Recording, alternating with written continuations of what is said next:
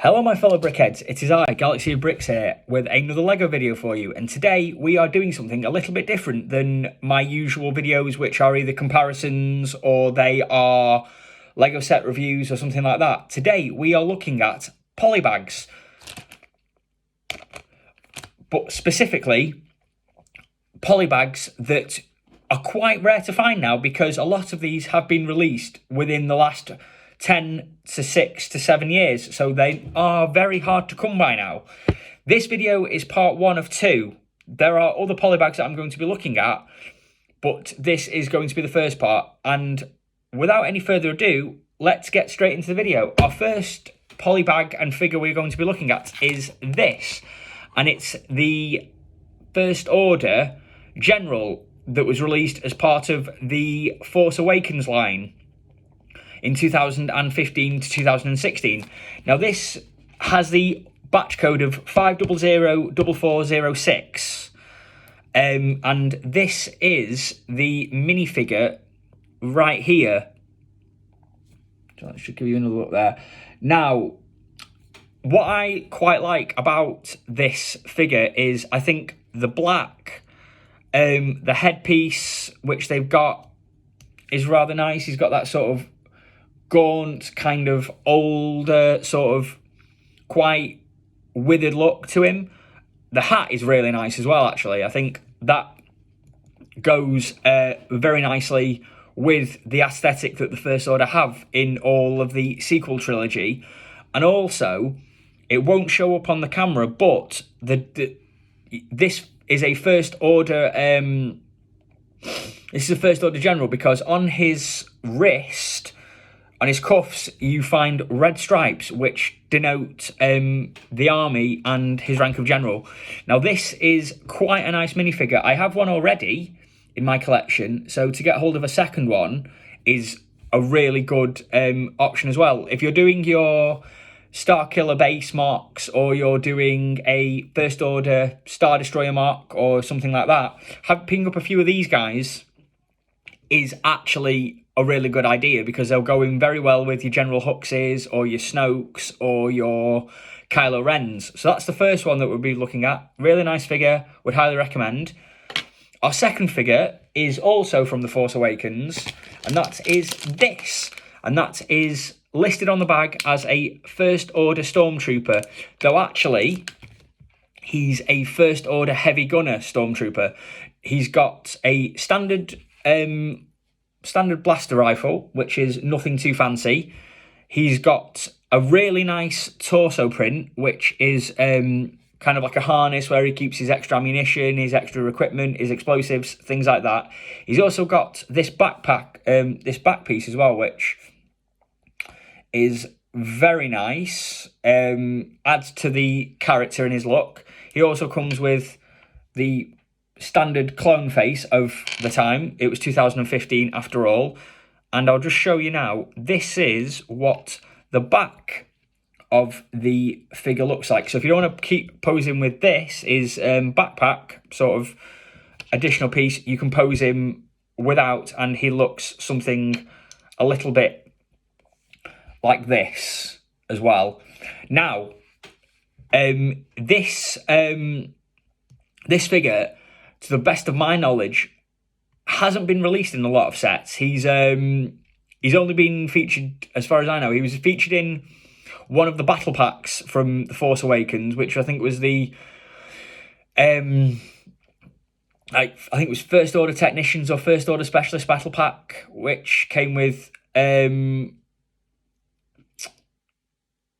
like a couple of one of these guys, a standard trooper, and a couple of technicians. So there's that one. I think he was released in one more of the larger sets, but actually getting hold of one of these now, they're quite rare, because First Order troopers of the time have a chunkier kind of facial piece of the helmet, whereas the mouth is actually thinner on the Last Jedi and the Rise of Skywalker helmets of the Stormtroopers. Not a bad figure overall. If you're doing your First Order army building, easy to pick a couple of these guys up. They're relatively cheap on eBay. You can get them for a few pounds. It's not too bad at all. But again, very nice figure. Very nice torso print. I really like this one.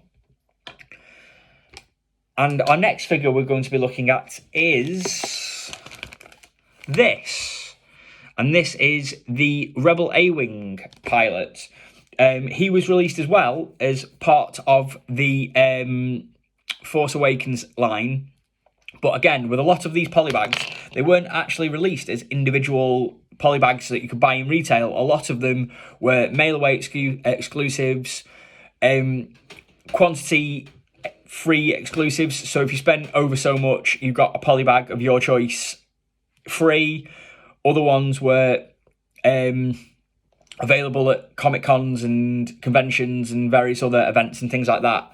So with polybags now, you will pay quite a bit for them because they're so exclusive or they're so very limited on what you can get, you pay a little bit more, which is what I ended up doing for this collection.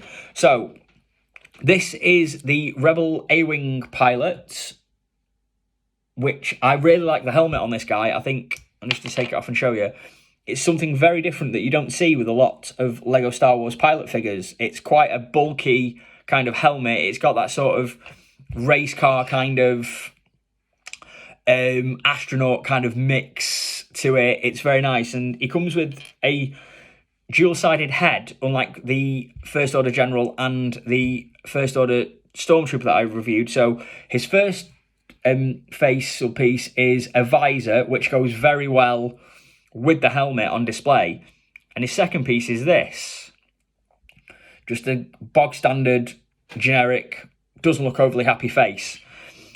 And with the helmet on, it almost looks like he's lifted his visor up, so he's not actually ready to do anything. Me, myself, personally, I like having him on display with the visor, with the helmet, because it just goes really well. And, I mean, the torso print is very nice as well. The red and the white and the grey printed piece looks very good. That's where, obviously, he stores all his oxygen. He has all his survival gear for when he's in space. And then the back print as well is actually very, very, very nice too. He comes with a blaster pistol. Again, nothing too fancy. You don't get accessories with these polybags. They are just there as part of the figure. Now, from what I can tell, I think this guy is meant to mimic the pilots that were featured at the Battle of Endor. I'm not entirely sure. I haven't done a lot of research into some of these figures or some of these polybags.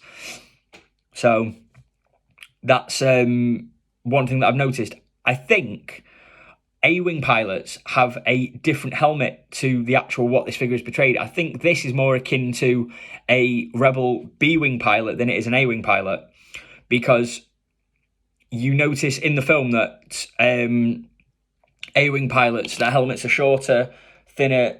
They have a bit of a piece around their neck here, and then that's about it. There's nothing bulky like this one. Whereas helmets like this have been featured in pilots in the Empire, the Return of the Jedi, and a lot of the other media as flying B-Wings, but you can also get them flying Y-Wings as well. So I guess it's just down to playability, I guess. I mean, it says A-Wing on the packet, doesn't really matter. I think, again, I never got a chance to have these when they first came out, so to get hold of them now, 7 years later, to me, isn't such a bad thing. This is quite a nice one as well. I mean, like you say, it's a very good figure, very detailed, very to the point, very nice. Our next one is this guy, and it is Finn, or rather, Finn as he crash lands on Jakku.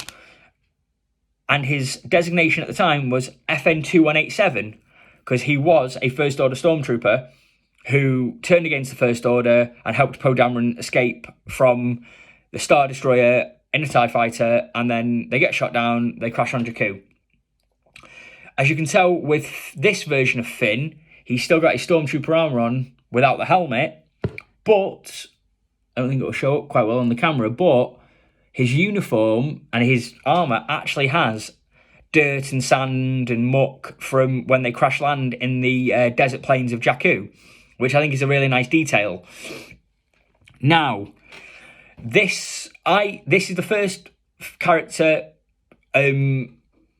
of Finn, like the first Finn figure that I actually own. And to be honest with you, it's not bad. I like the fact that it's from the Force Awakens. You know, it's not like it's a major issue for me to have a character like Finn in his Stormtrooper uniform. But I just think it's a bit boring, isn't it? Like, don't get me wrong, I like the torso print, I like the armor, I like the fact they've given it a bit of a muddy, dirty look, but I just think it's a bit boring. You know, it's a bit basic.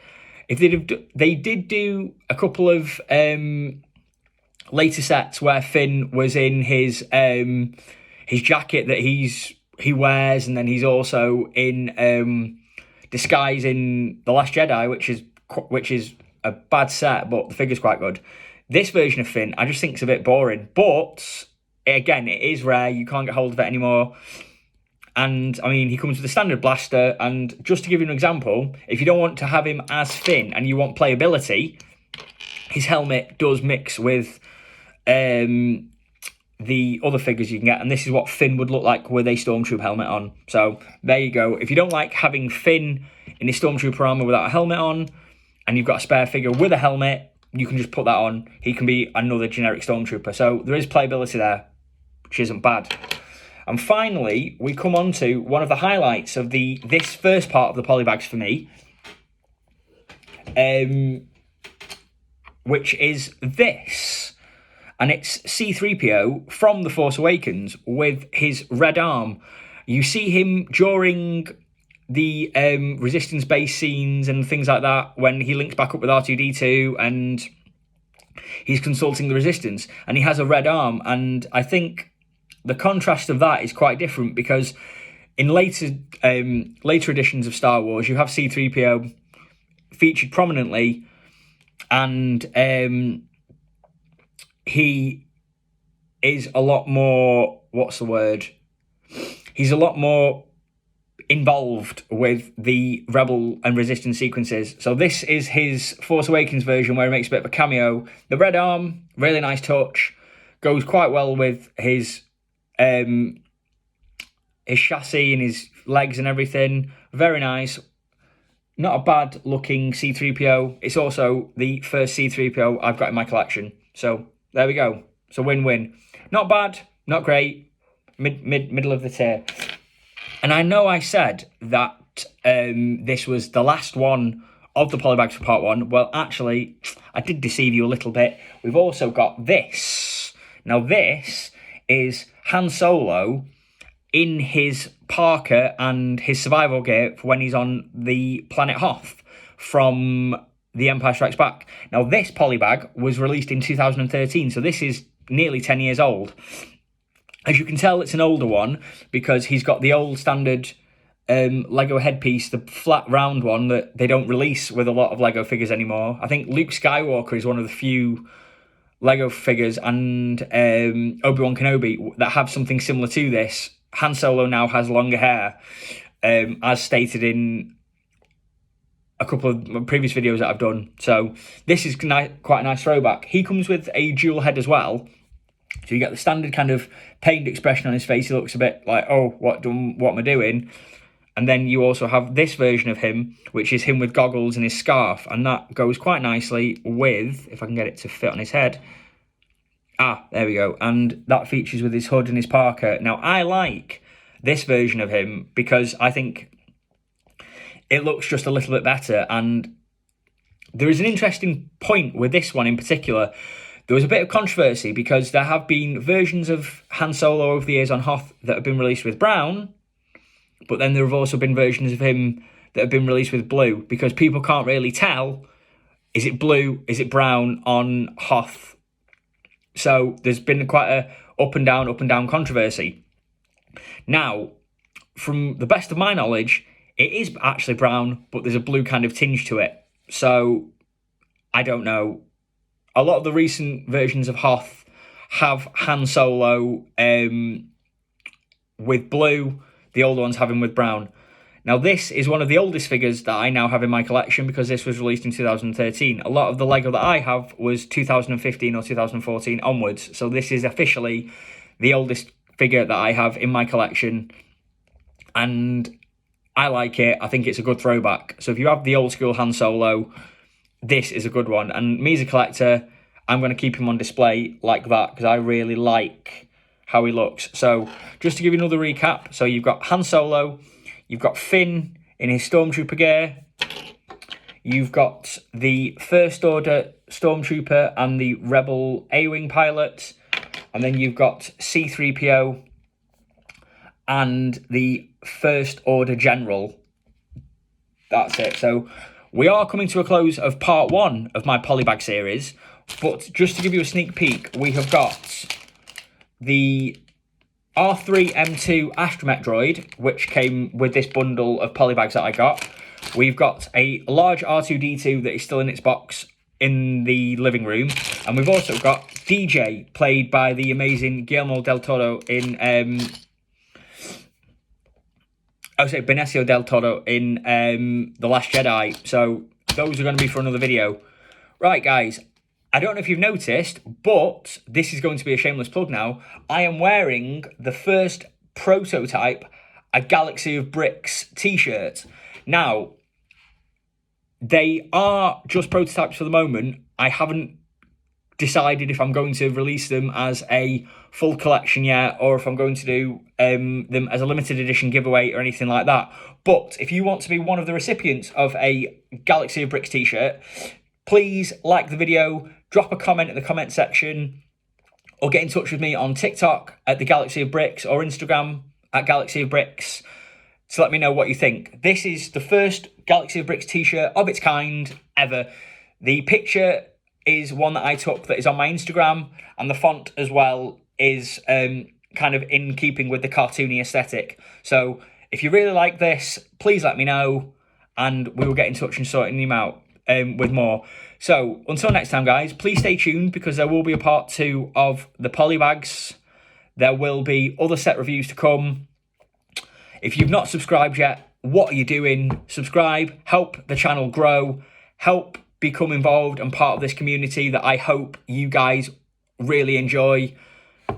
And until then, guys, have a nice evening, have a nice day, wherever you are in the world. Look after yourselves, and I'll see you all very, very soon. Take care, guys. Bye-bye now.